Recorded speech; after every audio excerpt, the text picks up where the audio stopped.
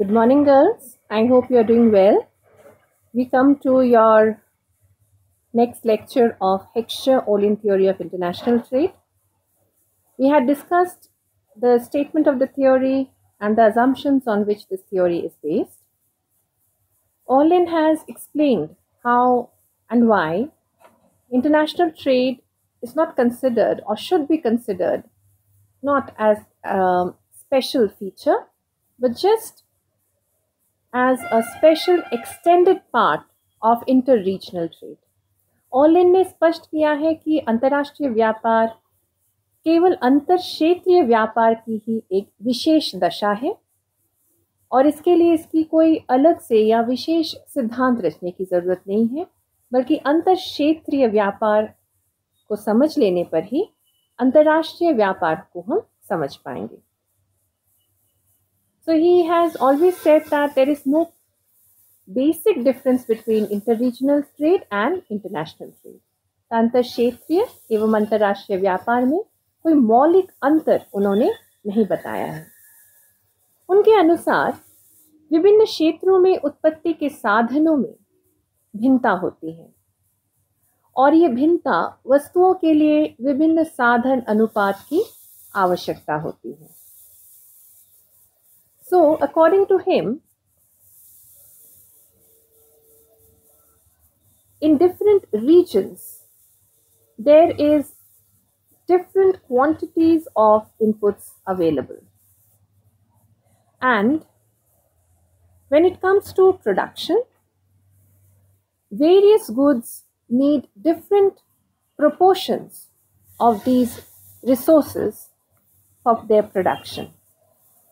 इसे ध्यान में रखते हुए एक क्षेत्र उन वस्तुओं के उत्पादन के लिए अपने आप को उपयुक्त पाता है जिनमें उन साधनों का अधिक अनुपात में प्रयोग किया जाता है जो वहाँ प्रचुर मात्रा में उपलब्ध होते हैं.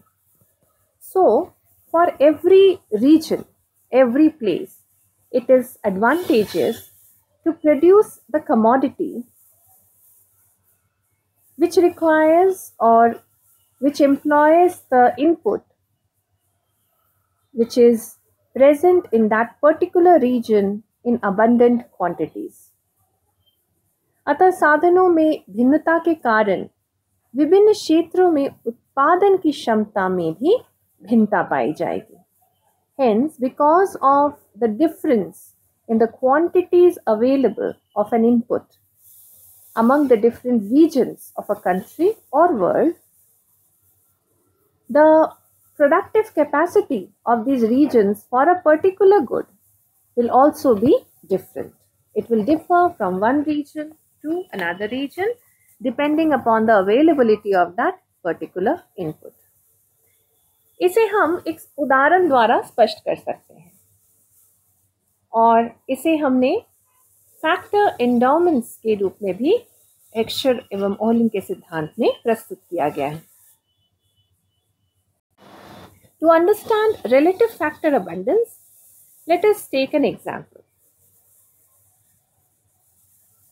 अगर हम साधनों की प्राचुर्यता को समझना चाहते हैं और किस तरह से उनकी प्राचुर्यता या उपलब्धता के कारण लागतों में अंतर आती है, उत्पादकता में अंतर आती है, उसके लिए हम एक छोटा सा उदाहरण को समझें. इस उदाहरण में हम मान लेते हैं कि दो क्षेत्र हैं. विश्व के दो क्षेत्र भी हो सकते हैं, एक देश के भी दो क्षेत्र हो सकते हैं, एक्स तथा वाई. एक्स क्षेत्र में या ए और बी दो क्षेत्र लेते हैं, ए तथा बी. ए क्षेत्र में पूंजी प्रचुर है, प्रचुर मात्रा में है, so there is abundance of capital. और श्रम कम है, so the quantity of labour in a sector is less and the quantity of capital available is more. तो स्वाभाविक रूप से सेक्टर ए में, क्षेत्र ए में पूंजी प्रचुर मात्रा में होने के कारण वो सस्ती भी होगी और श्रम पूंजी के अनुपात में महंगा होगा. इसलिए ए में मशीनों का निर्माण सस्ता होगा जिसमें अधिक मात्रा में पूंजी लगती है. ठीक है. और गेहूं उगाना जिसमें श्रम लगेगा वह महंगा होगा. So you get the point that in sector A, since labor is costly and capital is cheap, so production of machines will be cheaper and production of wheat which requires more of labor will be costly.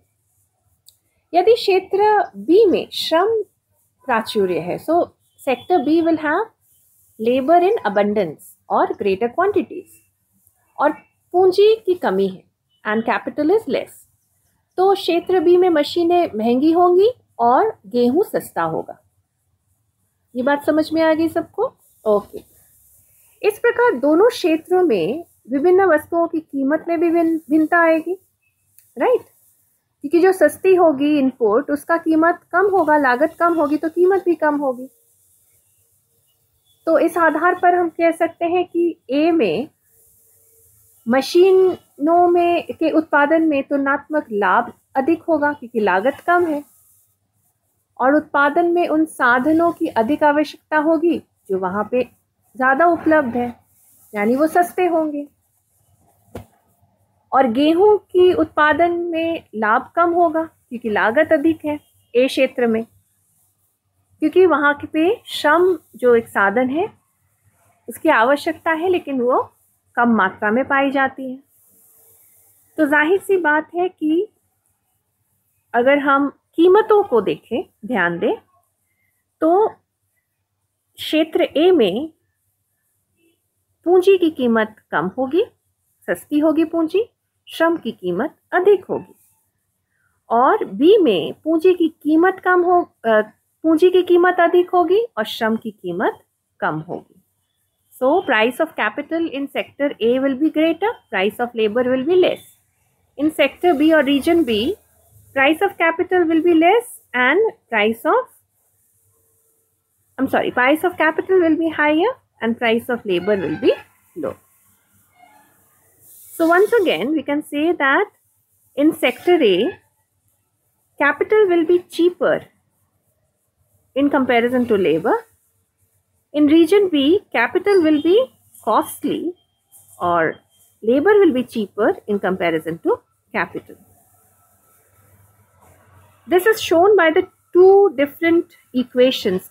You can see that on the screen you will see two different equations. पहला equation में हम दिखाते हैं कि physical terms यानी भौतिक, अगर हम भौतिक रूप से देखते हैं तो साधन प्राचुर्यता क्या है, और दूसरा है साधन कीमत के आधार पर साधन प्राचुर्यता.